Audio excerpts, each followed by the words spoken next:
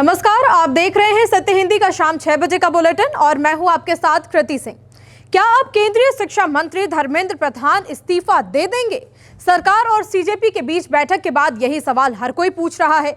वहीं राहुल गांधी ने pellet gun विवाद पर दिल्ली पुलिस और सरकार को एक्सपोज कर दिया। इसी बीच सीजेपी मार्च पर पुलिस कार्रवाई को लेकर नई पीआईएल दाखिल हो गई है। उधर हिमाचल में पहाड़ गिरने से बड़ा हादसा हो गया तो ईरान अमेरिका तनाव ने दुनिया भर की चिंता बढ़ा दी है। इन्हीं खबरों पर इस बुलेटिन में बात करेंगे, लेकिन उससे पहले आपको बता दें कि अब आप हमारे चैनल सत्य हिंदी के ऐप पर हमारे सभी न्यूज बुलेटिन, हमारे चैनल की तीखी बहस वाले सारे शो, हमारी वेबसाइट की सारी खबरें, सब कुछ बस एक क्लिक पर यानी कि आपके अपने सत्य हिंदी के ऐप पर देख सकते हैं। इसलिए डाउनलोड कर लीजिए। डाउनलोड करने के लिए लिंक आपको इस वीडियो के डिस्क्रिप्शन में मिल जाएगा। तो आइए अब रुक कर लेते हैं शाम की 5 बड़ी खबरों का। सरकार सीजेपी बातचीत जारी, धर्मेंद्र प्रधान के इस्तीफे पर अड़ा सीजेपी, शनिवार को होगी फिर से बैठक। राहुल गांधी मीडिया के सामने लाए पैलेट गन पीड़ित छात्र, पुलिस के दावों को किया एक्सपोज। सीजेआई सूर्यकांत ने मीडिया को कहा गैर जिम्मेदार, कहा छात्र प्रदर्शन पर कोई याचिका दाखिल नहीं हुई। हिमाचल के लाहौल स्पीति में सूमो पर गिरा पहाड़, भीषण हादसे में 13 लोगों की मौत की आशंका। ईरान पर अमेरिकी हमले तेज, ट्रंप के बयान और लाल सागर में टैंकर हमलों से बढ़ा तनाव। छात्र आंदोलन को लेकर आज सीजेपी और सरकार के बीच बैठक हुई। केंद्रीय मंत्री जेपी नड्डा और जितेंद्र सिंह के साथ सीजेपी नेताओं की करीब 2 घंटे तक बैठक हुई। बैठक के बाद सीजेपी ने साफ कर दिया कि केंद्रीय शिक्षा मंत्री धर्मेंद्र प्रधान का इस्तीफा उनकी सबसे बड़ी और गैर समझौतावादी मांग है। सीजेपी के राष्ट्रीय प्रवक्ता आशुतोष नाका ने दावा किया कि सरकार ने शिक्षा मंत्री के इस्तीफे की मांग पर जवाब देने के लिए शनिवार दोपहर तक का समय मांगा है। उन्होंने उम्मीद जताई कि सरकार जल्द धर्मेंद्र प्रधान को पद से हटाने का फैसला लेगी। राका ने यह भी दावा किया कि सरकार ने सिद्धांत रूप से सीजेपी की बाकी 2 मांगों पर सहमति जताई है। इनमें नीट अभ्यर्थियों की आत्महत्या करने वाले छात्रों के परिवारों को 1 करोड़ रुपए मुआवजा देने पर विचार और आंदोलन में शामिल छात्रों पर दर्ज एफआईआर तथा कानूनी कार्रवाई वापस लेने का मुद्दा शामिल है। हालांकि केंद्रीय मंत्री जेपी नड्डा ने बैठक को सकारात्मक बताया, लेकिन ये पुष्टि नहीं की कि सरकार ने सीजेपी की कोई भी मांग स्वीकार की है। उन्होंने कहा कि सीजेपी ने 3 प्रमुख मांगे और परीक्षा सुधारों से जुड़े 5 सुझाव भी दिए हैं। इन पर चर्चा जारी है और शनिवार दोपहर को फिर से बैठक होगी। छात्रों पर पैलेट गन चलाने के दावों को दिल्ली पुलिस ने खारिज करते हुए भ्रामक बता दिया, लेकिन लोकसभा में नेता विपक्ष राहुल गांधी सबूत के साथ पैलेट गन पीड़ित युवक को ही साथ ले आए और प्रेस कॉन्फ्रेंस कर पुलिस और सरकार के दावों को एक्सपोज कर दिया। ये देखिए, ये है पैलेट गन। इसको कहते हैं पैलेट गन। इसको कहते हैं पैलेट गन।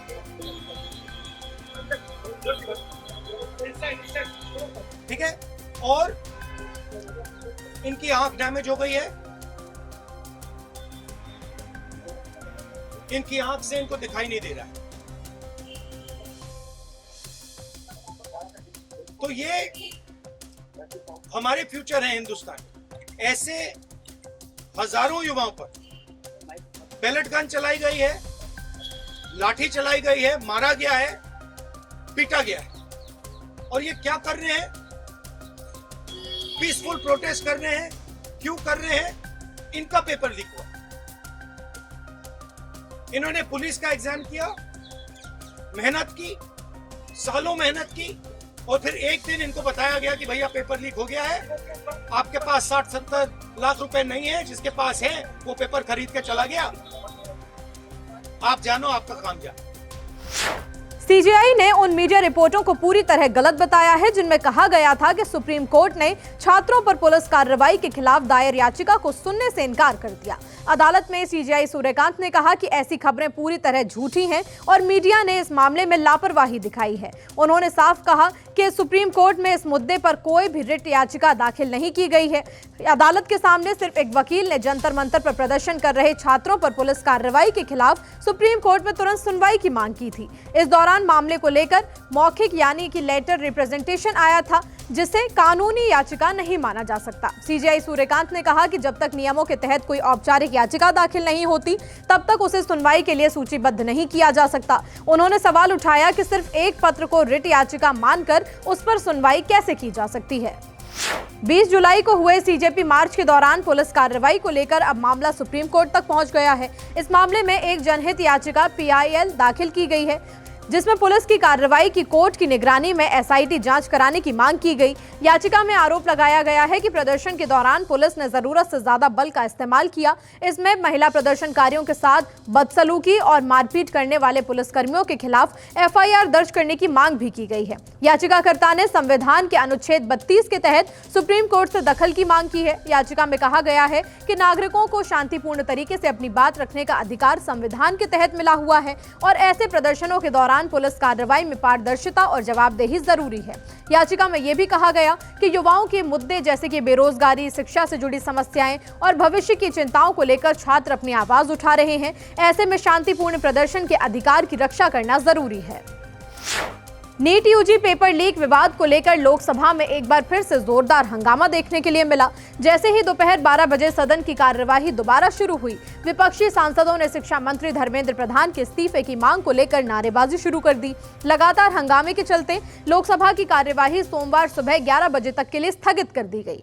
सदन में विपक्षी सांसद इस्तीफा दो के नारे लगाते हुए वेल में पहुंच गए। शोर शराबे और नारेबाजी के कारण सदन की कार्यवाही सुचारू रूप से चल नहीं पाई। इस दौरान केंद्रीय संसदीय कार्य मंत्री किरेन रिजिजू ने विपक्ष से अपील की कि वो नीट मुद्दे पर चर्चा में हिस्सा ले। उन्होंने कहा कि अगर इस गंभीर मुद्दे पर चर्चा से बचा गया तो देश में गलत संदेश जाएगा। रिजिजू ने कहा कि सरकार नीट मामले पर चर्चा के लिए तैयार है, लेकिन विपक्ष को भी सदन चलाए जाने के लिए सहयोग करना होगा। हालांकि विपक्ष अपनी मांग पर अड़ा है कि उसे शिक्षा मंत्री धर्मेंद्र प्रधान का पहले इस्तीफा चाहिए और उसके बाद ही कोई चर्चा होगी।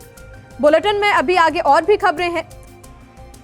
DU की एडवाइजरी के बाद अब JNU ने क्या किया? नीट सुधारों पर सुप्रीम कोर्ट सख्त, सरकार से मांगा जवाब। हिमाचल में बड़ा हादसा, पहाड़ गिरने से 13 लोगों की मौत की आशंका। ईरान पर हमले तेज, ट्रंप के बयान से और बढ़ा तनाव। जंतर मंतर पर चल रहे प्रदर्शन को लेकर अब जवाहरलाल नेहरू यूनिवर्सिटी यानी कि JNU ने भी अपने छात्रों और शैक्षणिक समुदाय के लिए एडवाइजरी जारी कर दी है। JNU ने छात्रों से अपील की कि वो जंतर मंतर या उसके आसपास होने वाली किसी भी सभा में शामिल होने से बचें और अपनी सुरक्षा को प्राथमिकता दें। JNU ने सोशल मीडिया प्लेटफॉर्म X पर जारी संदेश में कहा कि छात्रों को जिम्मेदारी से व्यवहार करना चाहिए और सुप्रीम कोर्ट के सार्वजनिक प्रदर्शनों से जुड़े निर्देशों का पालन करना चाहिए। यूनिवर्सिटी ने छात्रों से जंतर मंतर जाने या फिर वहां आयोजित किसी भी सभा में शामिल होने से परहेज करने के लिए कहा है। JNU ने सोशल मीडिया को इस्तेमाल को लेकर भी छात्रों को सावधान किया। यूनिवर्सिटी ने कहा कि नियमों का उल्लंघन करने पर कानून के तहत कार्रवाई के साथ साथ विश्वविद्यालय की आचार संहिता के अनुसार अनुशासनात्मक कार्रवाई भी की जा सकती है। JNU से पहले DU ने भी छात्रों के लिए एडवाइजरी जारी की।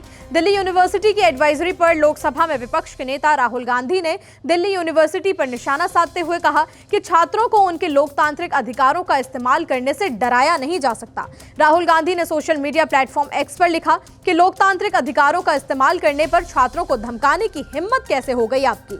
उन्होंने कहा कि समय आने पर इसके लिए जवाब देना पड़ेगा। दरअसल दिल्ली यूनिवर्सिटी ने अपने छात्रों के लिए एडवाइजरी जारी कर जंतर मंतर पर चल रहे प्रदर्शन से दूर रहने की सलाह दी है। यूनिवर्सिटी ने कहा कि छात्रों की सुरक्षा उसके लिए सबसे बड़ी प्राथमिकता है और किसी भी गैर कानूनी सभा या प्रदर्शन में शामिल होने पर कानूनी कार्रवाई हो सकती है। नीट UG पेपर लीक मामले में सुप्रीम कोर्ट ने केंद्र सरकार और नेशनल टेस्टिंग एजेंसी यानी कि NTA से जवाब तलब किया है। कोर्ट ने दोनों को विस्तृत हलफनामा दाखिल करने का निर्देश दिया और साफ कहा कि परीक्षा व्यवस्था में किए जा रहे सुधारों पर वो पूरे साल नजर रखेगा। जस्टिस PS नरसिम्हा और जस्टिस आलोक अराधे की बेंच ने कहा कि सरकार ये बताए कि सुधारों को स्थायी व्यवस्था का हिस्सा बनाने के लिए अब तक क्या क्या कदम उठाए गए हैं। कोर्ट ने कहा कि सिर्फ अस्थायी उपायों से काम नहीं चलेगा, बल्कि मजबूत और संस्थागत व्यवस्था तैयार करनी पड़ेगी। सुनवाई के दौरान कोर्ट ने यह भी कहा कि पेपर लीक के बाद प्रश्न पत्रों की ढुलाई के लिए भारतीय वायुसेना का इस्तेमाल करना सिर्फ एक अस्थायी कदम था, इसे स्थायी समाधान नहीं माना जा सकता। कोर्ट ने उम्मीदवारों की पहचान के लिए डिजी यात्रा जैसे तकनीक के इस्तेमाल पर भी सरकार से जानकारी मांगी है। सॉलिसिटर जनरल तुषार मेहता ने कोर्ट को भरोसा दिलाया कि केंद्र जल्द नया हलफनामा दाखिल करेगा। इस पर सुप्रीम कोर्ट ने कहा कि वो सुधारों की पूरी प्रक्रिया पर लगातार नजर रखेगा और ये सुनिश्चित करेगा कि बदलाव सिर्फ कागजों तक सीमित न रहे। मामले की अगली सुनवाई अब सोमवार को होगी। हिमाचल प्रदेश के लाहौल स्पीति जिले में पांगी उदयपुर मार्ग पर कडू नाला के पास एक टाटा सुमो गाड़ी के ऊपर अचानक पहाड़ का बड़ा हिस्सा गिर गया। हादसे में 13 लोगों के मारे जाने की आशंका जताई जा रही है। शुरुआती जानकारी के मुताबिक गाड़ी में 12 से 15 लोग सवार थे। बताया जा रहा है कि सभी यात्री पांगी घाटी के रहने वाले थे। हादसे की सूचना मिलते ही पुलिस और बचाव दल मौके के लिए रवाना हुए। प्रशासन की टीमें राहत और बचाव अभियान में जुट गई हैं। बताया जा रहा है कि मलबा गिरने के बाद गाड़ी के पिछले हिस्से में आग भी लग गई थी, जिसे मौके पर मौजूद लोगों और जवानों ने बुझाने की कोशिश की। घटना के कुछ वीडियो भी सामने आए हैं, जिनमें मलबे के बीच दबा वाहन और आग की लपटें दिखाई दे रही हैं। हादसे वाली जगह पर नेटवर्क की सुविधा नहीं होने के कारण प्रशासन को जानकारी जुटाने में भी दिक्कतों का सामना करना पड़ रहा है। अमेरिकी राष्ट्रपति डोनाल्ड ट्रंप ने बड़ा बयान देते हुए कहा कि अमेरिका में फ्रीज की गई ईरानी संपत्तियों का इस्तेमाल जहाजों, उनके सामान या उनसे जुड़े किसी भी नुकसान की भरपाई के लिए किया जाएगा। ट्रंप ने अपने इस प्रस्ताव को निष्पक्ष बताया। हालांकि ईरान ने इस बयान पर कड़ा पलटवार किया। ईरान के विदेश मंत्री अब्बास अराक्ची ने ट्रंप के इस कदम को भड़काऊ करार देते हुए विरोध जताया। इस बीच अमेरिकी सेना ने दावा किया है कि उसने ईरान पर लगातार हवाई हमले किए हैं। ईरानी सरकारी मीडिया के मुताबिक इन हमलों में 4 लोगों की मौत हुई है, जबकि 5 लोग घायल बताए जा रहे हैं। वहीं तनाव के बीच लाल सागर में भी हालात बिगड़ते नजर आ रहे हैं। ईरान समर्थित हूती विद्रोहियों ने 2 सऊदी तेल टैंकरों पर हमला करने का दावा किया। इससे वैश्विक समुद्री व्यापार को लेकर चिंता और बढ़ गई है। फिलहाल बुलेटिन में इतना ही। रात 8 बजे फिर होगी मुलाकात नई खबरों के साथ। तब तक के लिए नमस्कार।